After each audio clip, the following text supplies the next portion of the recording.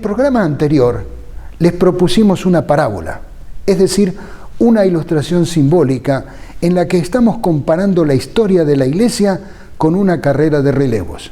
En la misma hay dos equipos, el blanco que representa la pureza de la verdad y el negro representante del error. Ambos equipos corren llevando el testigo correspondiente.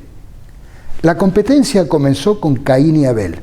Durante 4000 años, uno y otro equipo se fueron adelantando a su rival. Naturalmente, el testigo blanco estaba en las manos de un pueblo elegido. Dios había escogido a Israel para que revelase su carácter a los hombres. Deseaba que fuesen verdaderos manantiales de salvación en el mundo. Por eso se les encomendaron los oráculos del cielo, la revelación de la voluntad de Dios. Pero el pueblo de Israel perdió de vista sus grandes privilegios como representante de Dios. Olvidaron a Dios y dejaron de cumplir su santa misión. Las bendiciones que recibieron no proporcionaron bendición al mundo. Ellos se apropiaron de todas sus ventajas para su propia glorificación. Se aislaron del mundo a fin de rehuir la tentación. Las restricciones que Dios había impuesto a su asociación con los idólatras para impedir que se conformasen a las prácticas de los paganos, las usaron para edificar una muralla de separación entre ellos y todas las demás naciones. Privaron a Dios del servicio que requería de ellos y privaron a sus semejantes de dirección religiosa y de un ejemplo santo. El testigo blanco había caído de su mano, así que el Salvador se apartó de ellos para confiar a otros los privilegios que ellos habían profanado y la obra que habían descuidado. La gloria de Dios debía ser revelada, su palabra afirmada, el reino de Cristo debía establecerse en el mundo, la salvación de Dios debía darse a conocer en las ciudades y en el desierto. Por eso sus discípulos fueron llamados para realizar la obra que los jefes judíos no habían hecho. Esta es su historia.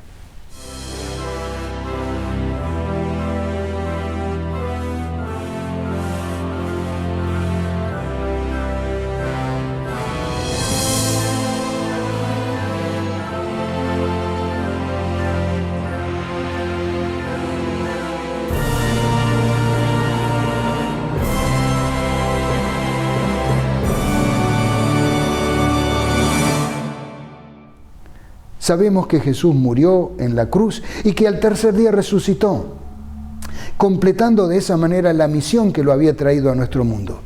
Pero la tarea estaba lejos de ser terminada. Era necesario que todo el mundo conociera que su sacrificio fue el precio pagado para salvar a los pecadores, para que quienes lo acepten no mueran, sino que vivan eternamente. El Señor mismo ya había dicho: pero cuando yo sea levantado de la tierra, atraeré a todos a mí mismo. En una manera absolutamente literal, la cruz había atraído la atención de los que estaban en Jerusalén aquel primer Viernes Santo. Pero Jesús estaba hablando de algo mucho más grande. No solo los que estaban allí, sino el resto del mundo contemporáneo y los que habrían de vivir después debían tener la misma oportunidad. Por eso, luego de resucitar y antes de regresar al cielo, mandó a sus discípulos con esta gran misión: vayan por todo el mundo y anuncien las buenas nuevas a toda criatura. El que crea y sea bautizado será salvo, pero el que no crea será condenado.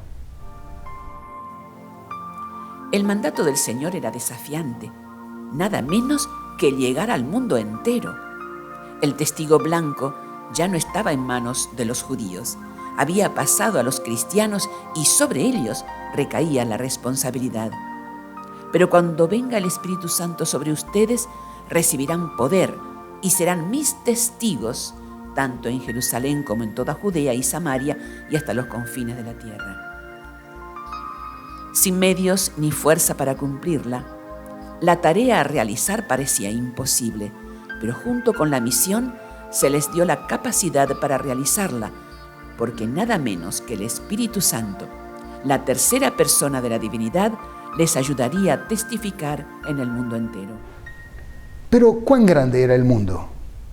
En ese tiempo ellos no podían tener idea de su tamaño real y faltaban todavía 15 siglos hasta la era de los descubrimientos. en especial el descubrimiento del continente americano.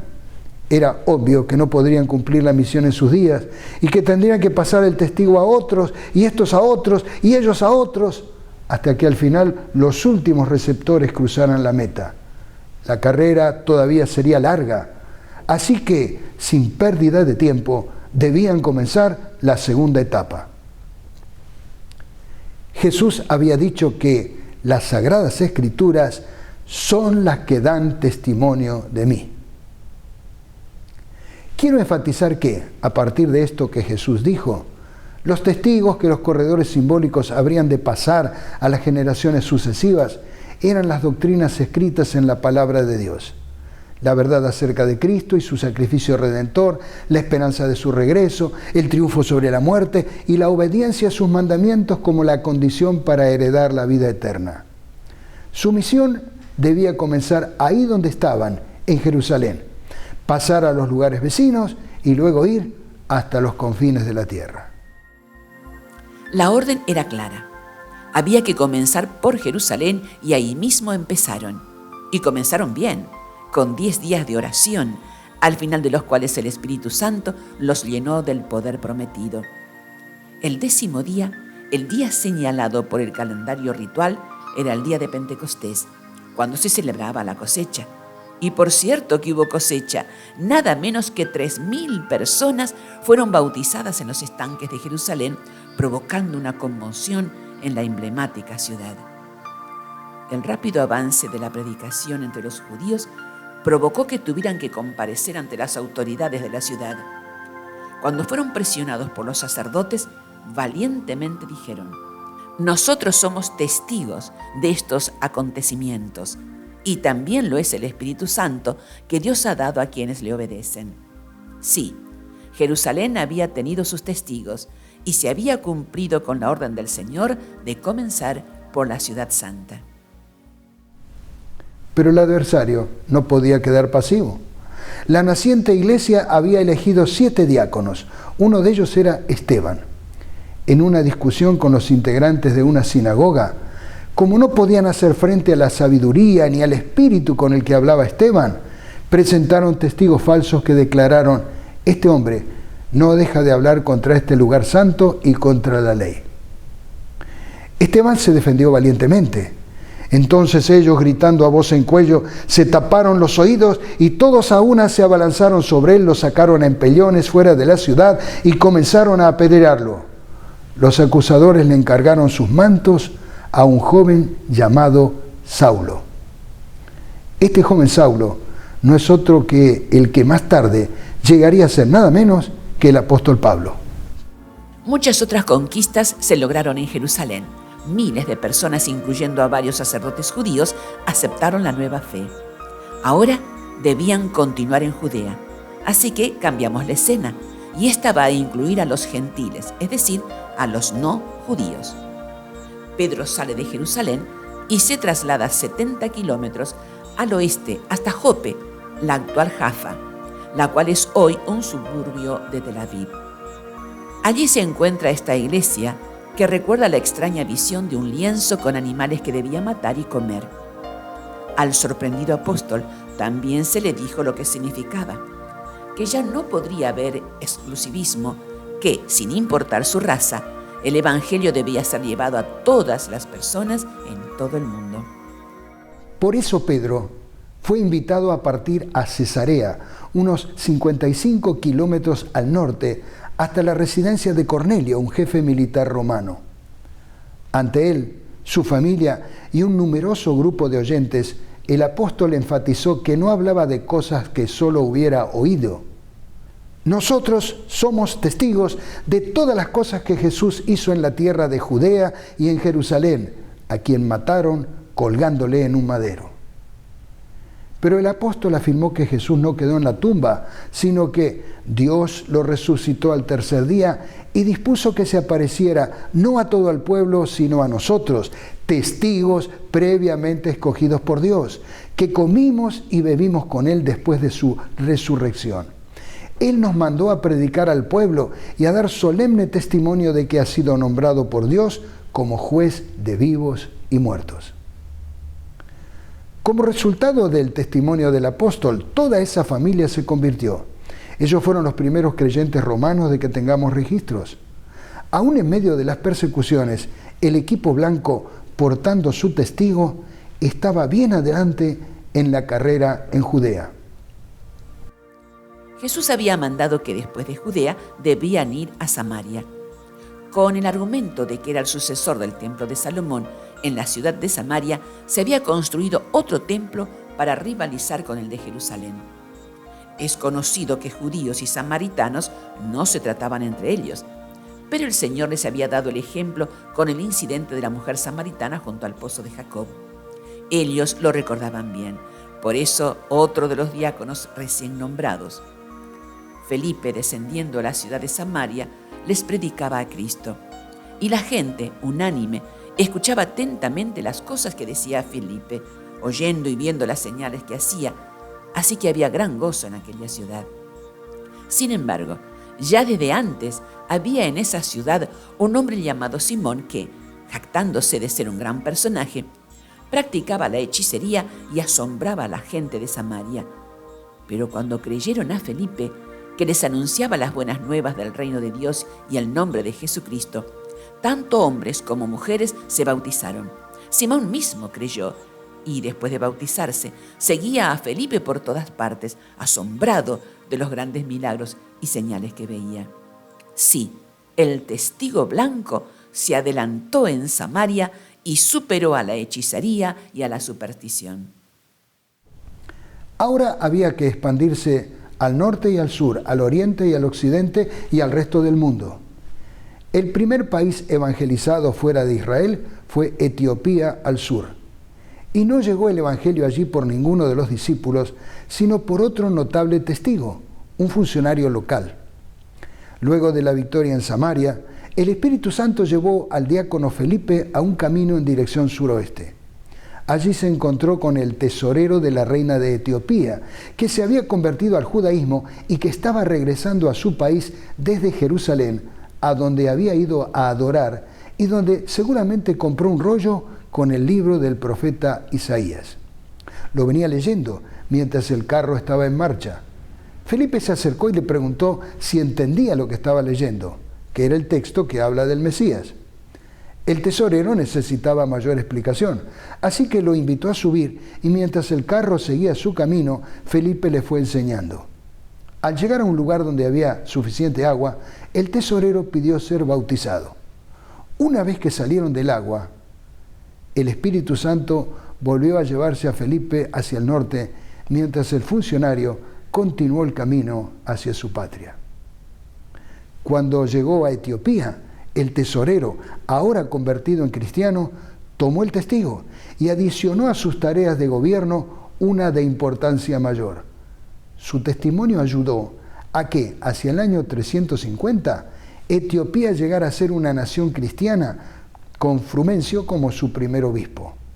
Esta nación nunca fue conquistada por un poder extranjero, y los cristianos coptos hasta hoy conservan buena parte de las doctrinas puras de la iglesia primitiva, lo que demuestra que aceptaron de buen grado la predicación del funcionario de la reina.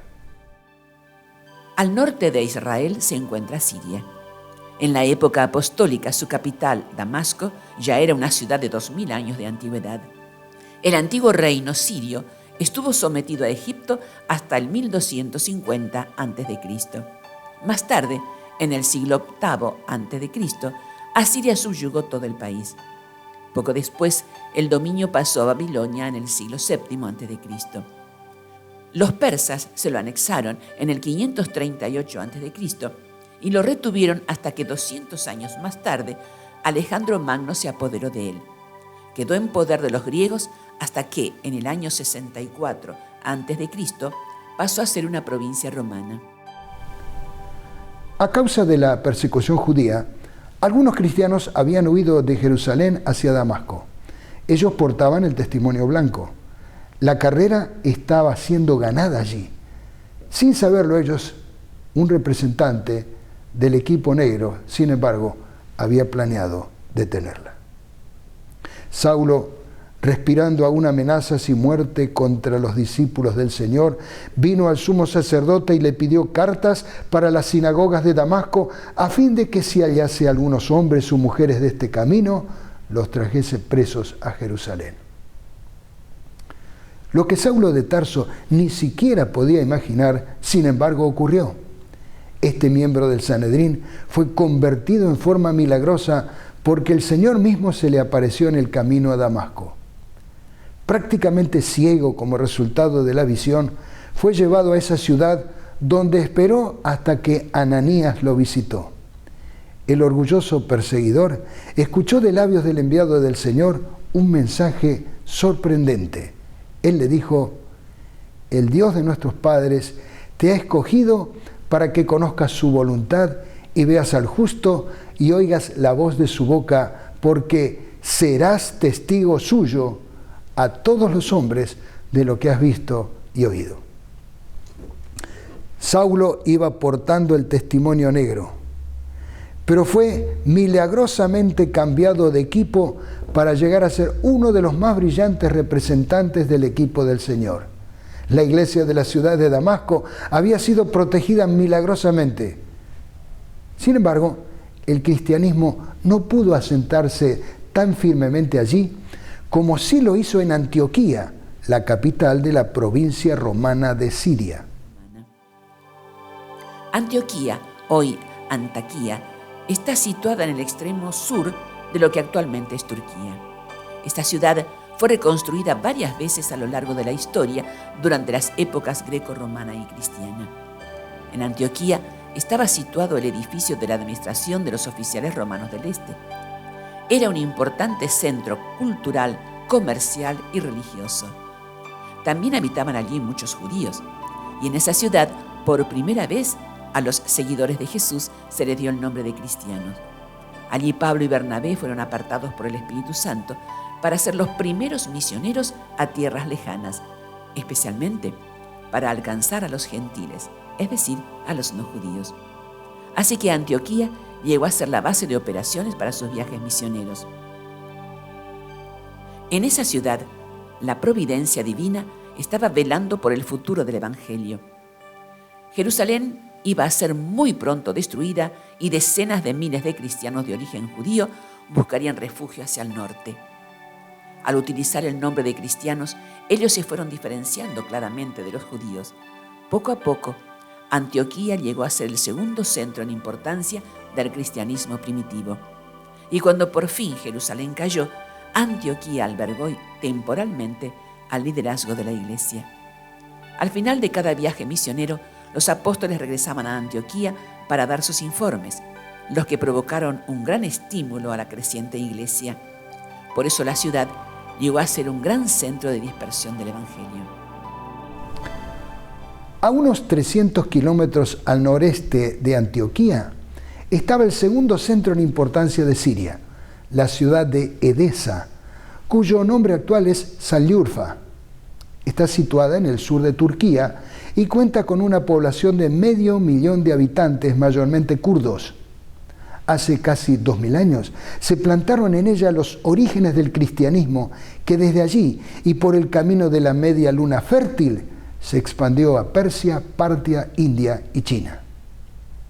Como en Edesa se hablaba el más puro siríaco, es decir, el arameo, el idioma que hablaban Jesús y los apóstoles, poco después de la muerte de estos, el Nuevo Testamento se tradujo a esa lengua.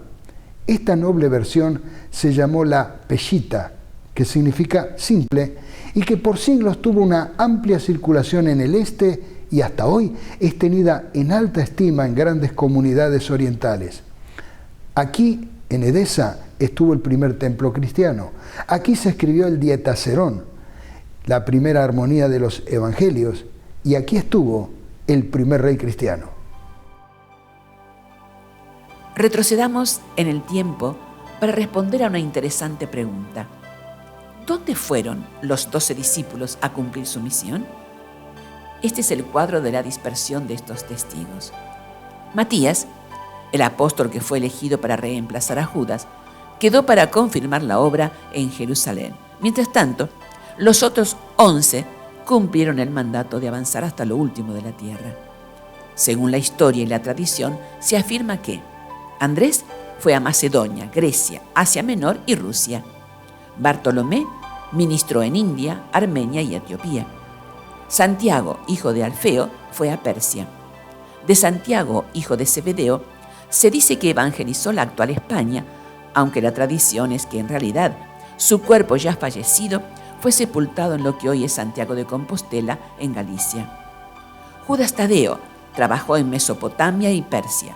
Mateo fue a Egipto y Etiopía. Pedro comenzó en Jerusalén y siguió a Antioquía y Roma. Felipe se dice que además de la cercana Asia Menor, fue a Francia y Rusia. Simón estuvo en Egipto, Mauritania, África, Libia, Gran Bretaña. Tomás fundó la Iglesia del Este y luego fue a la India y llegó hasta China. Juan, el último apóstol con vida, trabajó en Palestina y la actual Turquía. Él escribió el Apocalipsis. En el año 70, los ejércitos romanos estaban sitiando a Jerusalén y su caída era inminente. Por eso, siguiendo la profecía y la advertencia de Jesús, cerca de 100.000 cristianos huyeron de Judea, cruzando el Jordán hasta la región de Decápolis, nombre que significa 10 ciudades. Los romanos las habían mejorado exaltando la cultura y la filosofía griegas. Una de esas ciudades era Pella. La dispersión de los cristianos ayudó también a la dispersión del Evangelio, porque en los años que siguieron, los creyentes se multiplicaron formando grandes comunidades. Poco después, ellos llevaron su influencia hacia el norte y junto con los de Antioquía, establecieron centros cristianos tan lejanos como los asentados a la vera del río Éufrates. De esta expansión dan testimonio las silenciosas ciudades muertas u olvidadas, un grupo de más de 700 asentamientos abandonados en el noroeste de Siria, entre Alepo e Idlib. Allí hay alrededor de 40 pueblos agrupados en 8 parques arqueológicos. La mayoría de ellos datan de los siglos I al VII y presentan los restos bien conservados de viviendas y, por supuesto, también iglesias. Una de ellas es la iglesia del singular San Simón el Estilita, quien pasó varios años subido a una columna desde la cual predicaba. Estas ciudades abandonadas fueron la residencia de miles de cristianos que evidenciaron la fortaleza de la creciente iglesia. La mayoría de las ciudades muertas están bien conservadas y, aunque condicionados por las convulsiones políticas, los turistas pueden acceder a los sitios con relativa libertad. Por desgracia, la mayoría de las personas que viven cerca de ellas no tienen la comprensión de su importancia. Más adelante veremos por qué fueron abandonadas. Hay una buena cantidad de evidencias de que en los tiempos todavía cercanos a los apóstoles, el cristianismo había llegado al Oriente con una fortaleza igual o superior a la que adquirió en Europa. Lo que ocurrió con los descendientes de los otrora sanguinarios asirios parece increíble. La mayoría de ellos se convirtieron y muy pronto llegaron a ser la muy fuerte Iglesia Oriental. Solo unos 100 años después de la muerte del apóstol Juan, los cristianos asirios habían plantado sus iglesias entre los partos, persas, medos, bactrianos, escitas, turcos y hunos. Eso fue posible gracias a la conversión de miles de oyentes en el día de Pentecostés. Recordemos lo que habían dicho algunos de ellos: partos, medos, elamitas y los que habitamos en Mesopotamia, en Judea, en Capadocia, en el Ponto y en Asia, en Frigia y Panfilia, en Egipto y en las regiones de África más allá de Cirene, y romanos aquí residentes, tanto judíos como prosélitos, cretenses y árabes, les oímos hablar en nuestras lenguas las maravillas de Dios. El primero en la lista recién mencionada, al lado de Siria, se encontraba el Imperio Parto, donde hoy están los iraníes. Desde allí algunos habían ido a Jerusalén, habían escuchado la predicación del Pentecostés, habían recibido el Espíritu Santo y con entusiasmo volvieron a su tierra como testigos de la verdad. Una carta que, en el año 315, el emperador Constantino le envió a Sapor II el Grande, rey de los partos, pidiendo protección para los cristianos, demuestra que ya eran una comunidad importante. A partir del primer cisma del cristianismo, el del Concilio de Éfeso, la Iglesia asiria de Oriente, también conocida como nestoriana, fue la encargada de su expansión hacia el este. Tenía obispados en Herat, la actual Afganistán, y Merv, la actual Turkmenistán. Desde estos centros irradiaban las rutas de las caravanas a lo largo de las cuales el Evangelio se expandía aún más. Con el tiempo, su sede se estableció en Bagdad, residencia del metropolitano, es decir, el arzobispo. Pero la influencia de la Iglesia de Siria sería mucho más abarcante. Tomás, el apóstol que dijo que no creería en la resurrección de Jesús hasta que no lo viera con sus propios ojos, fue conmovido tan profundamente que sin duda fue quien más lejos llegó con el mensaje, nada menos que hasta la India. Recordemos que la dispersión judía ya había comenzado en el tiempo de los babilonios y por lo tanto muchos creyentes en el Dios verdadero se habían establecido al oriente del mundo conocido entonces, nada menos que hasta el imperio del sol naciente. Como en Siria se hablaba el arameo, no fue difícil para Tomás testificar y establecer la doctrina de Cristo entre ellos. Luego siguió su camino hacia India. Según una tradición no escrita que se remonta a finales del siglo II, Tomás desembarcó en Kodungalur en el año 52 y fundó las iglesias popularmente conocidas como las 7 iglesias y media, que en realidad son 8, solo que una es muy pequeña. Más tarde, en el siglo IV, un grupo de judíos cristianos se estableció en Kottayam, al sur de la India, bajo la comunión y jurisdicción de la Iglesia Asiria de Oriente. Hasta hoy, los descendientes de aquella aventura misionera son los modernos cristianos de Santo Tomás, también llamados los Nasranis o cristianos sirios, en Kerala, India. La Iglesia creció con tanto éxito hacia el este que San Jerónimo pudo decir: todos los días damos la bienvenida en Belén a numerosos monjes de India, Persia y Etiopía. El arquero armenio ha dejado sus flechas de lado. Los hunos están aprendiendo el salterio.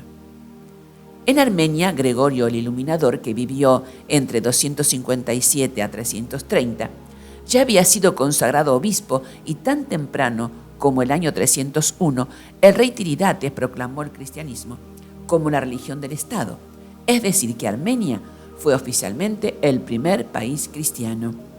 Muchos templos paganos se convirtieron en cristianos, incluyendo sus sacerdotes. El cristianismo fue predicado en Georgia por los apóstoles Simón y Andrés en el siglo I y llegó a ser la religión del Estado en el año 337. El zoroastrismo fue vencido. El testigo blanco avanzó triunfante. En cuanto a Arabia, Eusebio de Cesarea habla de un obispo llamado Berilo en la sede de Bostra, donde se realizó un concilio. En el siglo IV, un número significativo de cristianos ocuparon la península del Sinaí, Mesopotamia y Arabia. Desde el siglo I hubo muchas tribus árabes que se adhirieron al cristianismo, incluidos los nabateos y los gasánidas. Juan Damasceno fue un monje y sacerdote de origen árabe cristiano. Fue nombrado como doctor de la Iglesia y hoy es venerado tanto por la Iglesia católica como por la Iglesia ortodoxa y la Iglesia luterana.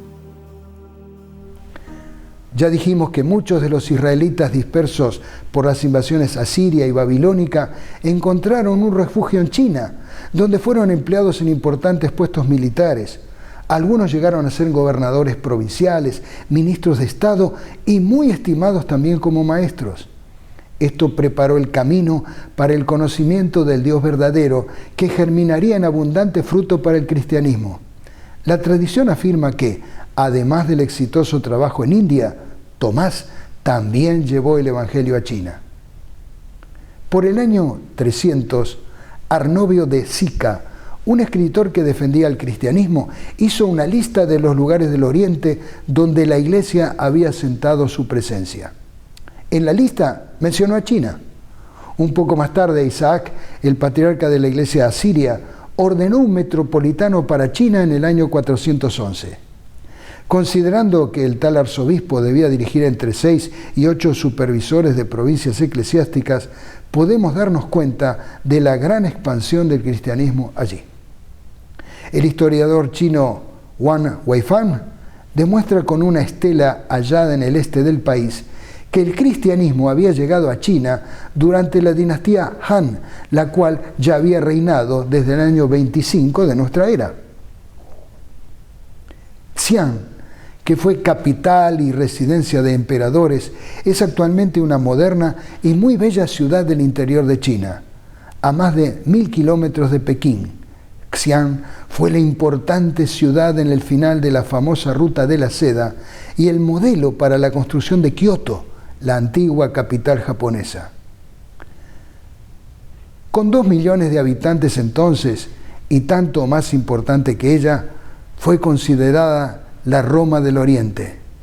En esta ciudad, accidentalmente se encontraron en marzo de 1974 los guerreros de terracota, un conjunto de más de 8.000 figuras de guerreros y caballos de terracota a tamaño real, enterradas supuestamente para protegerlo cerca de la tumba del autoproclamado primer emperador de la dinastía Qin, Qin Shi Huang. Lo más destacable de esta notable ciudad es que también alberga el Museo de Estelas más importante de China. Formalmente, este Museo de Lápidas fue fundado en 1944 dentro del complejo de un antiguo templo de Confucio. Entre las miles de piezas en exposición, una de ellas es la llamada Estela Nestoriana, una de las más famosas de China, tallada en el año 781. Esta estela es especialmente importante porque contiene información sobre la vida de las comunidades cristianas en el norte de China. Había permanecido enterrada durante más de 5 siglos, probablemente para evitar que fuera destruida durante algún período de disputas religiosas. En el año 1625, durante la construcción de una iglesia, fue providencialmente descubierta por accidente. Se cree que dicha estela fue escrita por Adam, metropolitano de China y amigo del emperador, bajo el título Monumento conmemorativo de la propagación de la luminosa religión de las iglesias sirias en el Reino Medio. La estela tiene una prolongada inscripción en chino y algunas palabras en siríaco. Se refiere a la creación, la entrada del pecado, la encarnación y crucifixión de Jesús y el bautismo. Se rinde homenaje a los misioneros que llegaron a China en el siglo VII. Entre ellos es mencionado específicamente el misionero Alopen, quien les trajo las escrituras en 27 libros. También en la estela se enfatizan los conceptos de la Trinidad de Dios y la encarnación. También por el hallazgo arqueológico de una iglesia y las observaciones de Marco Polo, se sabe que el nestorianismo continuó en China durante siglos y que creció en el siglo XIII, cuando los mongoles conquistaron el imperio del centro. De hecho, se considera que muchos familiares de Gengis Khan eran cristianos nestorianos. Otra iglesia nestoriana fue descubierta en la ciudad de Gaocheng. Hacia el oriente, el testigo blanco había llegado hasta lo más remoto del mundo de entonces. Vamos ahora al occidente. La caída de Jerusalén también produjo un tremendo impacto en los millones de judíos que vivían fuera de Palestina. Sorprendidos por la precariedad de su amada nación, muchos de ellos, libres ya del fanático legalismo de los rabíes, estuvieron más abiertos a reconocer que la profecía se estaba cumpliendo y por lo tanto más dispuestos a escuchar y aceptar el Evangelio. Al occidente de Palestina y de Siria se encontraba la provincia romana de Asia, es decir, el Asia Menor. Toda ella es hoy la mayor parte de Turquía. En la época del Nuevo Testamento, este territorio estaba dividido en varias provincias romanas y estados subordinados: Asia, Bitinia y Ponto, Galacia, Cilicia y Capadocia. Dentro de su geografía se incluyen también varias islas cercanas: Chipre, Patmos, Rodas, Samos, Kos, Asón, Mitilene, Quío, Gnido. En el Asia Menor es donde están las ciudades que de una u otra manera jugaron un papel importante en la historia del Nuevo Testamento. En pocos años, en la mayoría de ellas se plantaron iglesias: Tarso, Derbe, Listra, Iconio, Antioquía de Pisidia, Perge, Atalía Hierápolis, Laodicea, Colosa, Filadelfia, Sardis, Esmirna, Tiatira, Éfeso, Pérgamo y Tróade. El testigo blanco parecía imparable. En el centro del Asia Menor se ubicaba Galacia, donde se asentaron algunas tribus de galos que emigraron de las tierras celtas germanas a principios del siglo III a.C. La región tomó su nombre de estos galos y sus habitantes se llamaron gálatas. Su capital fue Ancira, la actual Ankara, capital de Turquía. Desde allí se fueron adueñando de las poblaciones de la costa Egea.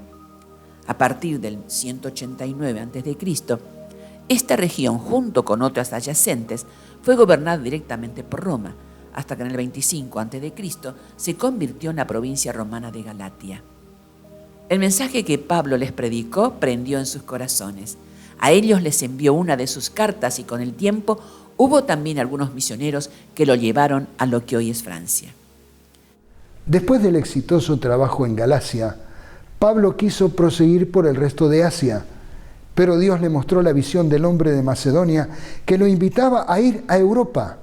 Pablo cambió de planes y realizó su activo trabajo en los centros griegos de Filipos, Tesalónica, Berea, Atenas y Corinto.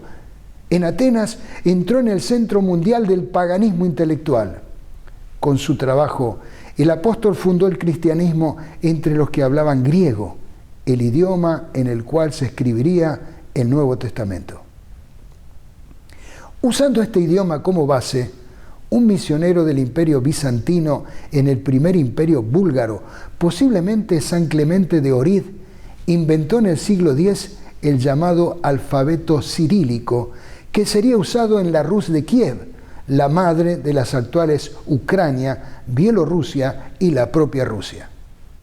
Pero tampoco era el mundo griego el punto final del trabajo del gran apóstol. Luego de varias peripecias, a la noche siguiente se le presentó el Señor y le dijo: «Ten ánimo, Pablo, pues como has testificado de mí en Jerusalén, así es necesario que testifiques también en Roma». En este caso, el testigo no llegaría por la puerta grande, sino como un prisionero del imperio. Desde que lo apresaron en Jerusalén, Pablo inició el largo viaje hasta Roma. En el trayecto, todavía pudo dar testimonio en las diferentes situaciones en que se encontró y que están narradas en los Hechos de los Apóstoles.